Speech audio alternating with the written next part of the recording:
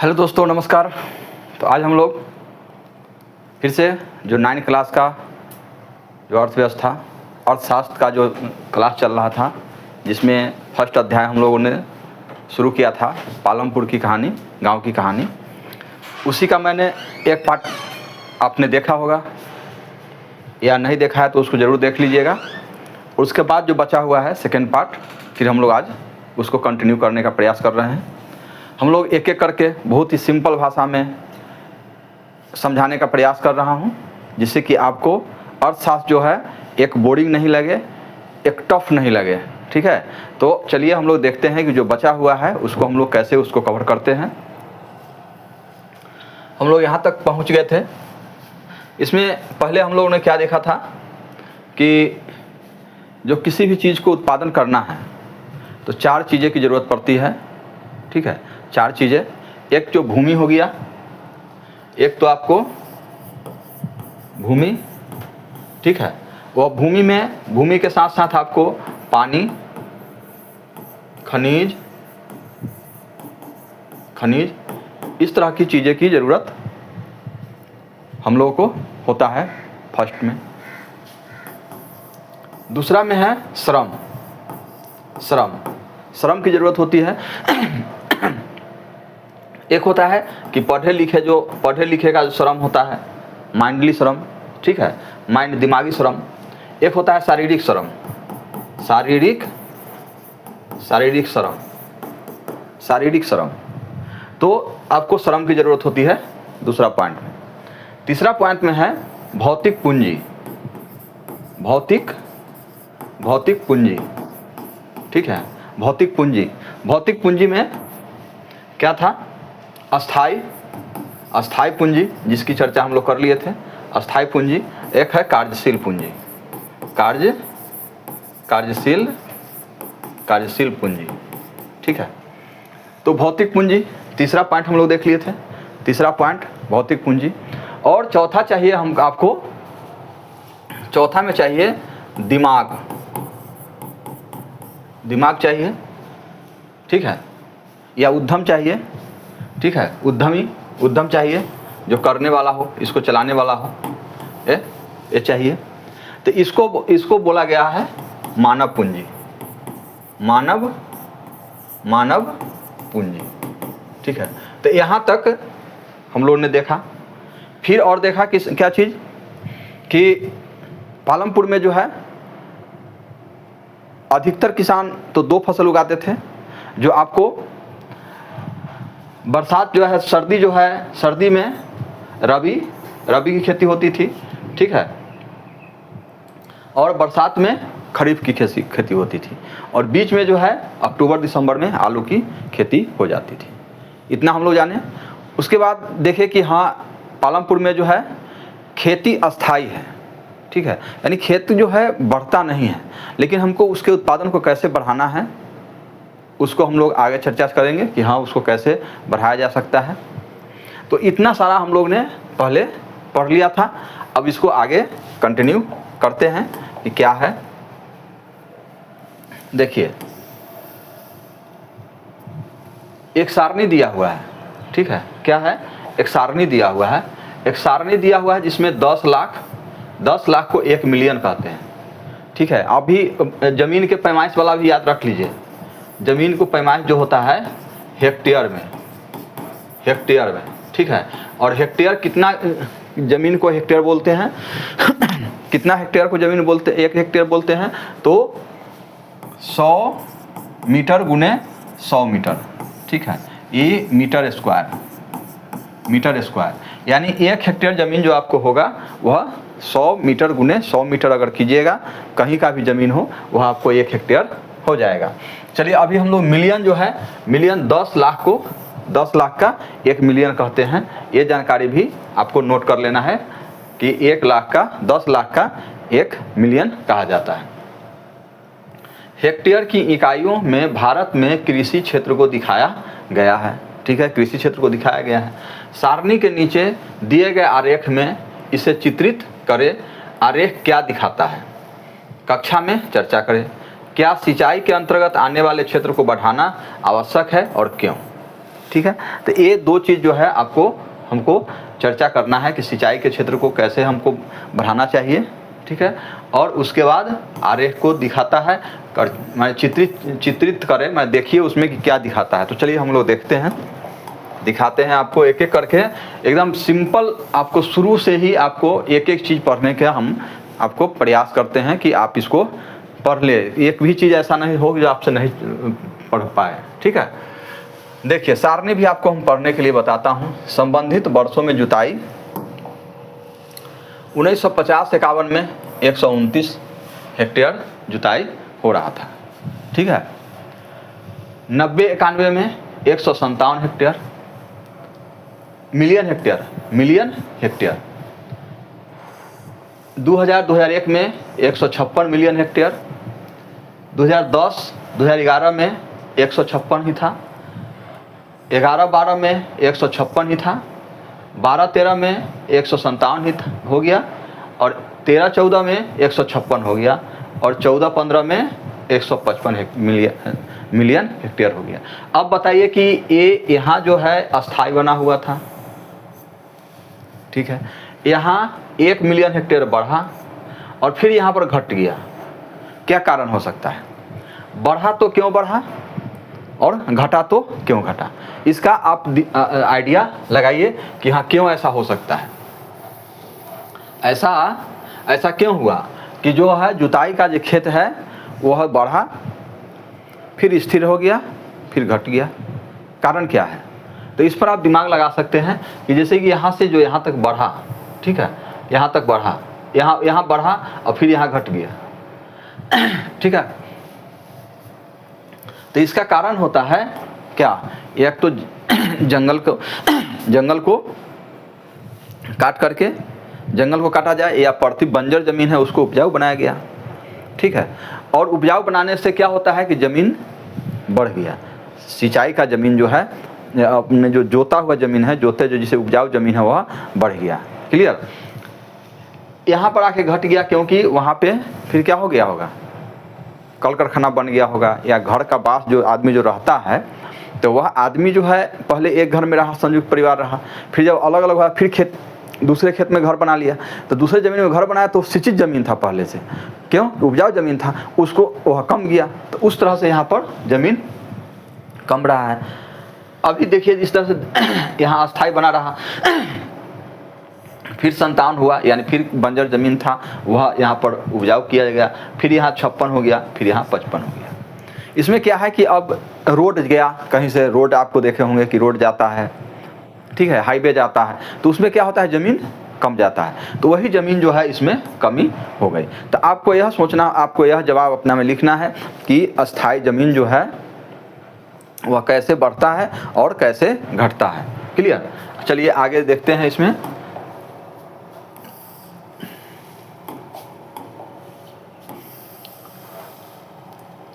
देखिए अर्थशास्त्र है, इसमें आपको स्टैटिक्स जो ये आता है, इसमें सांख्यिकी टाइप का आता है, इसको भी पढ़ना आपको आना चाहिए। देखिए 50-51 में देखिए 50-51 में कितना है? 129 है, इसमें देख रहे हैं 129। आपको यहाँ पर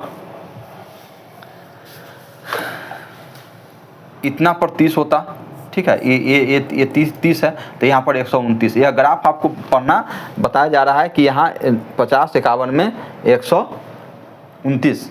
इस तरह से 90-91 में आपको 60-58 है या 57 होगा यहाँ पर, क्योंकि यहाँ 60 है, यहाँ पर जाता तो 60 हो जाता, यहाँ पर 57 हो गया। 56 होगा। 2-1 में 56 है, ठीक है, 2-1 में 56 है। 10-11 में भी आपको क्या है? 56 है, क्योंकि यहाँ दिख रहा है कि यहाँ से आपको दिखना है, यहाँ से देखना है। देखिए 20, 40, 60, 80, 100, 120, 140, 160, यानी ग्राफ पढ़ना भी आपको आना चाहिए कि हाँ हम जो ग्राफ बना हुआ है वह ग्राफ में क्या कह रहा है।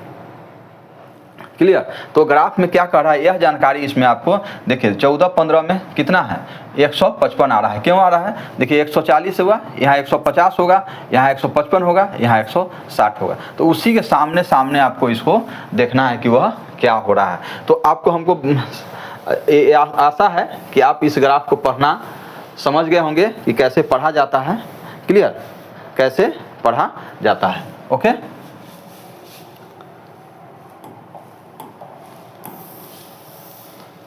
आइए इसमें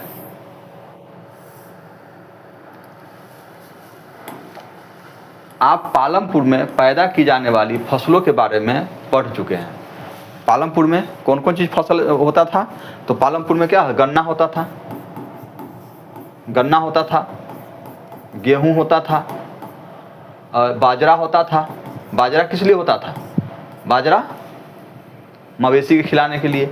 ये अपने भी लोग खाते थे, बाजार में भी बेचते थे, ये था कि बाजार में बिकता था। तो इस तरह से आपको ये पालमपुर में सिंचाई किससे होती थी। आप लोगों ने अपने जो फर्स्ट वीडियो देखा होगा तो आपने अपने गांव का मुआयना किया होगा कि हाँ आपके यहाँ जो पंपिंग से चलती है वह डीजल इंजन है, पेट्रोल से चलती है, डीजल से चलती है या इलेक्ट्रिक से चलती है। ये आपको मुआयना हो गया होगा। तो वहाँ पर कैसे चलता था, तो वहाँ पर इलेक्ट्रिक से पालमपुर में चलती थी। अपने क्षेत्र में पैदा की जाने वाली फसलों की सूचना के आधार पर निम्न सारणी भरी है। देखिए मैंने पहले भी कहा था और अभी देखिए आपको इसमें भरने के लिए दिया गया है। देखिए आप जो भी इसमें एक्टिविटी दिया गया है उसको आपको करना ज़रूरी है। अगर आप उस एक्टिविटी को नहीं करते हैं तो आप उसको फील नहीं करेंगे, आप महसूस नहीं करेंगे और यह अर्थशास्त्र जो आपका नहीं हो पाएगा। क्लियर। तो अर्थशास्त्र को अगर आपको अपना करना है, यानी सबसे भारी सब्जेक्ट लगता है इकोनॉमिक्स, ठीक है। अगर यह आपको अपना करना है तो इसमें फील करना पड़ेगा, उसमें जाना पड़ेगा। तो आपको क्या है कि जितने भी एक्टिविटी है उसको कीजिए। अगर एक्टिविटी करते हैं तो आपको अभी 9 क्लास का है, जब इसमें आप सारी एक्टिविटी कीजिएगा तो वह इतना अपना लगने लगेगा कि इससे आसान कोई भी सब्जेक्ट नहीं होगा। क्लियर। तो आइए, आपने देखा कि एक ही जमीन के टुकड़े से उत्पादन बढ़ाने का एक तरीका बहुविध फसल प्रणाली है। देखिए एक ही टुकड़ा है, एक ही टुकड़ा है, ठीक है, एक ही टुकड़ा है, इतना बड़ा एक टुकड़ा है। एक ही टुकड़ा से अगर इसका हमको उत्पादन बढ़ाना है, उत्पादन बढ़ाना है, यानी पहले इसमें अगर 1 कुंटल गेहूं होता था, अभी हमको इससे अधिक उत्पादन लेना है, ठीक है। गेहूं भी लेना है, चावल भी लेना है, मक्का भी लेना है, आलू भी लेना है। अब पहले एक ही होता था। तो उत्पादन बढ़ाने के लिए क्या करना होगा, इसमें बहुविध प्रणाली जो है, आपको बहुविध फसल प्रणाली, इसको भी कॉपी में नोट कर लीजिएगा कि बहुविध फसल प्रणाली, बहुविध फसल प्रणाली क्या होता है। जब एक ही जमीन के टुकड़ा में, एक ही जमीन के टुकड़ा में एक से अधिक, ठीक है, फसल का उत्पादन साल में किया जाए तो वह क्या कहलाएगा, बहुविध फसल प्रणाली कहलाएगा। दूसरा तरीका है अधिक उपज के लिए खेत में आधुनिक कृषि विधियों का प्रयोग करना। देखिए अगर ज़मीन को, अगर उत्पादन को बढ़ाना है, एक ही टुकड़ा से उत्पादन को बढ़ाना है तो पहला क्या हो जाएगा, बहुविध फसल प्रणाली, बहुविध फसल प्रणाली। एक पॉइंट, क्यों, क्या, किस करने के लिए, उत्पादन, उत्पादन बढ़ाने के लिए, बढ़ाने के लिए। कहाँ उत्पादन बढ़ाने के लिए, तो एक ही जमीन का टुकड़ा हो, स्थिर स्थिर स्थिर जमीन, स्थिर जमीन का टुकड़ा हो, उसमें अगर उत्पादन बढ़ाना है, उत्पादन बढ़ाना है तो क्या है, उत्पादन बढ़ाना हो तो बहुविध फसल प्रणाली का उपयोग कीजिए। दूसरा है कि आधुनिक कृषि विधियों का उपयोग करना होगा, आधुनिक कृषि विधि। इसको आप, इसको नोट कीजिए, ठीक है। विधि, दो चीज़ आप क्या करना है, दो चीज़ आपको नोट कर लेना है, नोट करना है, कॉपी में नोट कीजिए, ठीक है, कि हाँ अगर हमको फसल बढ़ाना है, स्थिर ज़मीन में अगर फसल बढ़ाना है तो फसल को हम कैसे बढ़ा सकते हैं, इसको एक क्वेश्चन लिखिए, ठीक है, और वहाँ पर पॉइंट दीजिए कौन सा, बहुविध फसल प्रणाली, और उसके सामने में कुछ लिख दीजिए ऐसा कि हाँ फसल जो है वर्ष में एक से ज़्यादा फसल उगाते हैं तो इसको ये कहा जाता है। दूसरी है कि आधुनिक कृषि विधि, यानी पहले जो था वो हल चला करके कुदाल से लोग जोतते थे तो उसमें क्या होता है, फसल जो है उपज कम होती थी। अभी है कि ट्रैक्टर आ गया है, ठीक है, सिंचाई की सुविधा बहुत अच्छा हो गया है। तो पहले था कि हल्का फुल्का कुआं वगैरह सिंचाई होता था, अभी है कि आपको बोरिंग हो गया, तो उससे सिंचाई कीजिए, आधुनिक विधि का उपयोग कीजिए, तब आपको क्या होगा, उपज उसमें बढ़ जाएगा। उपज को भूमि के किसी टुकड़े में एक ही मौसम में पैदा की गई फसल के रूप में मापा जाता है। उपज को भूमि के किसी टुकड़े में एक ही मौसम में, ठीक है, एक ही मौसम में पैदा की गई फसल के रूप में मापा जाता है, यानी एक मौसम में किसी टुकड़े मापा जाता है। 1960 के दशक के मध्य तक खेती में पारंपरिक बीजों का प्रयोग किया जाता था। ये देखिए, पारंपरिक बीज जो है पारंपरिक होता था। पहले के बीज में क्या होता था कि गेहूं अगर हमको बोना है तो जो गेहूं खेत से निकला उसी गेहूं को अच्छा से धो धा के अच्छा से हम लोग भूसावला में रख देते थे, भूसा में, और जब या बोरा में रख के बंद करके रख देते थे, कोठी में रख देते थे। जब हमको फिर बोना हुआ, अगर छिड़काव करना हुआ तो वही उसको निकाल करके हम लोग छिड़क देते थे, माने बो देते थे। तो वो क्या हो गया, वो आपको पारंपरिक बीज का प्रयोग करते थे। लेकिन आगे क्या है किया जाता था, जिनकी उपज अपेक्षाकृत कम थी, क्या होता था, उसका उपज कम होता था। परंपरागत बीजों को कम सिंचाई की आवश्यकता होती थी। अच्छा, परंपरागत जो बीज होता था उसका सिंचाई भी कम जरूरी होता था, ठीक है। किसान उर्वरकों के रूप में गाय के गोबर, दूसरी प्राकृतिक खाद का प्रयोग करते थे। यह सब किसानों के पास तत्काल ही उपलब्ध थे, उन्हें इनको खरीदना नहीं पड़ता था। समझ में आ गया कि यह 1960 के दशक में 1960 के दशक में क्या होता था, पारंपरिक बीज का उपयोग करते थे। और वह बीज क्या होता था, सिंचाई की ज़रूरत बहुत कम पड़ती थी, जिससे कि किसान अगर सिंचाई कम भी हुआ, सिंचाई की संभावना कम भी हुआ तो हो जाता था। उसके बाद उसमें गोबर या प्राकृतिक कुछ दूसरे खाद जो है उसको उसमें दे दिया जाता था, जो आपको यह पास ही मिल जाता था, किसान के कहीं से लेना नहीं पड़ता था। अब है कि 1960 के दशक के अंत में हरित क्रांति ने भारतीय किसानों को आधुनिक उपज वाले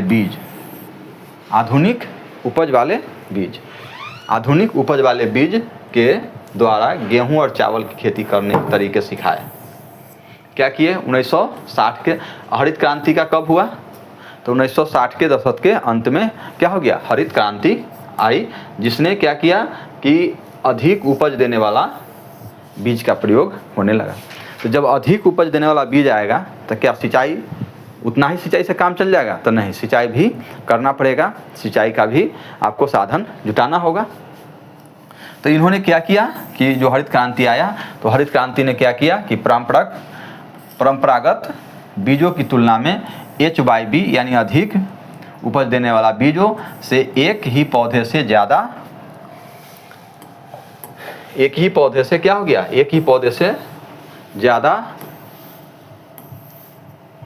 मात्रा में अनाज पैदा होने की आशा थी, ठीक है, अनाज पैदा होने की आशा थी, जिसके परिणाम स्वरूप जमीन के उसी टुकड़े में पहले की अपेक्षा कहीं अधिक अनाज की मात्रा पैदा होने लगी। समझ में आ गया कि पहले जितना होता था उतना ही टुकड़ा में अपेक्षा से अधिक पैदा होने लगा, तो आपको क्या हो गया, अधिक पैदा होने लगा। अब देखिए कि आपको आधुनिक कृषि यंत्र,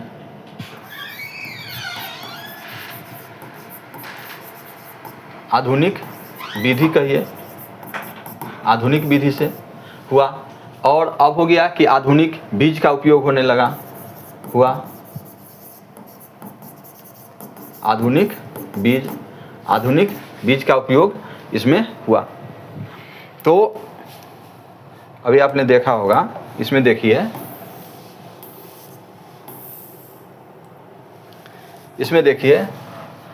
एक है कि बहुविध फसल प्रणाली, ठीक है, एक है कि आधुनिक कृषि विधि। आधुनिक कृषि विधि में ही आपको क्या हो जाता है, बीज वगैरह आ जाता है। दो चीज़, फसल को बढ़ाने के लिए ये चीज़, दो चीज़ ज़रूरत है, जिसमें एक तो आप इसको समझ गए, दूसरी कि आधुनिक कृषि विधि में हम लोग क्या समझ रहे थे कि हाँ, बीज को हम लोग कैसे डेवलप किया जिससे कि हमको उस बीज को लगाने से अधिक उपज प्राप्त होने लगा। अब इसमें देखिए, होने वाले बीजों से अधिकतम उपज पाने के लिए बहुत ज़्यादा पानी तथा रासायनिक खाद और कीटनाशकों की ज़रूरत थी।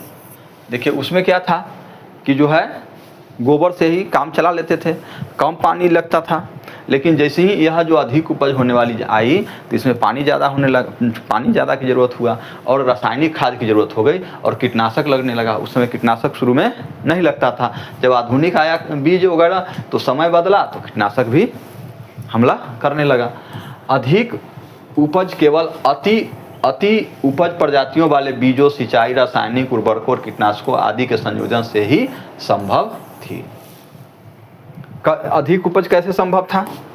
अधिक उपज संभव था कि सिंचाई होगा, रासायनिक उर्वरकों का उपयोग होगा, कीटनाशक आदि का संयोजन हो जाए। जब सब चीज़ उसमें मिलेगा तब उसमें क्या होगा, अधिक उपज होगा।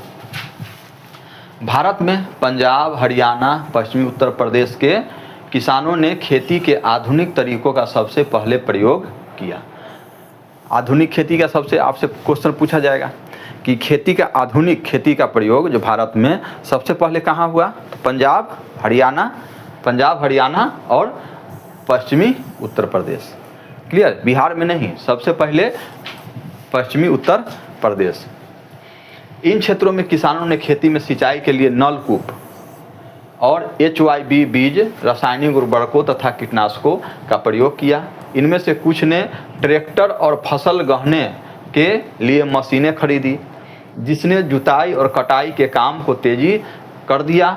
इनसे गेहूं की ज़्यादा पैदावार प्राप्त हुई। गेहूं की ज़्यादा पैदावार कैसे प्राप्त हुआ? तो इनके पास क्या हो गया, ट्रैक्टर हो गया, फसल बोने वाला मशीन हो गया, फसल काटने वाला मशीन। अब तो अपने यहाँ भी फसल काटने का मशीन आ गया है, बोने का मशीन नहीं देखा गया है अभी तत्काल, लेकिन फसल काटने का मशीन आ गया है, ट्रैक्टर आ गया है। अपने यहाँ भी काम सही से चल रहा है।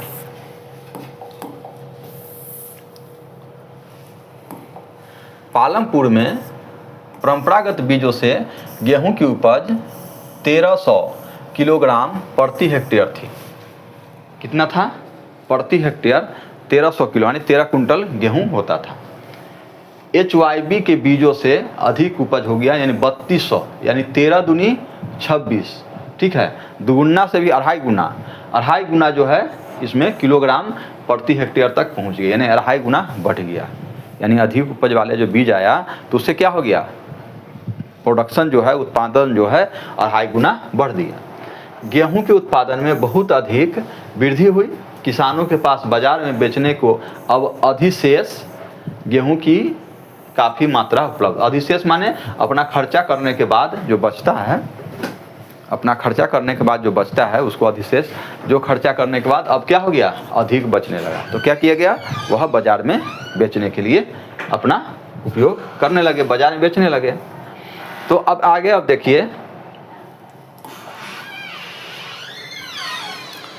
आगे देखिए कि आइए चर्चा करें। अब इतना तो हम लोग पढ़ लिए,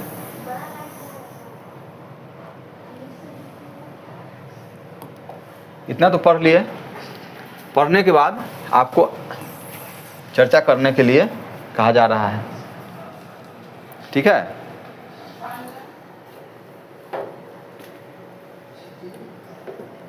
चर्चा करने के लिए कहा रहा है, बहुविधि फसल प्रणाली और खेती की आधुनिक विधि में क्या अंतर है। ठीक है, बहुविधि।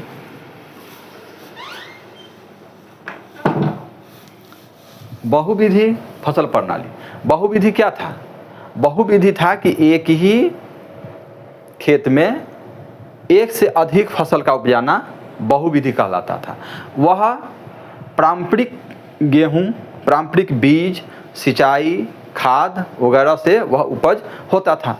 या अभी भी अगर आपको बहुविधि करना है तो उस तरह से हो रहा है कि एक ही खेत में आपको आधुनिक विधि से कीजिए चाहे आपको पारंपरिक विधि से कीजिए, एक ही खेत में एक फसल से अधिक। लेकिन आधुनिक खेती के विधियों में क्या अंतर है? तो आधुनिक खेती की अंतर हो जाएगा कि इसमें बीज दूसरा हो गया, बीज जो है अधिक उपज देने वाला बीज हो गया, आपका आधुनिक यंत्र लग गया, उसमें खाद हो गया, कीटनाशक हो गया, ये सब मिला करके आधुनिक खेती हो जाता है। अब बहुविधि फसल हो गया जो हमने पहले चर्चा किया। सारणी 1.2 में भारत में हरित क्रांति के बाद गेहूं और दाल के उत्पादन में करोड़ टन इकाइयों में दिखाया गया है। देखिए करोड़ टन इकाइयों में दिखाया गया है। देखिए यहाँ पर देखिए 10 करोड़ टन है दाल, 10 करोड़ टन गेहूं है। तो इस तरह से इसमें आपको यहाँ देखिए बढ़ते हुए यहाँ क्या है 2017-18 में 97 करोड़ टन गेहूं का उपज दिखा रहा है। दाल है जो 24 करोड़ टन आ गया, उपज हो गया। क्लियर? आइए, ये क्यों संभव हुआ? ये बढ़ना क्यों संभव हुआ? क्योंकि हरित क्रांति आई और आधुनिक खेती का उपयोग इसमें होने लगा।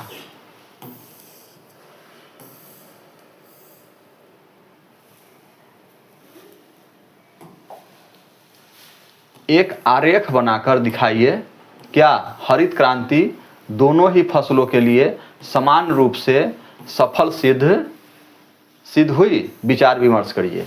देखिए दोनों फसलों के लिए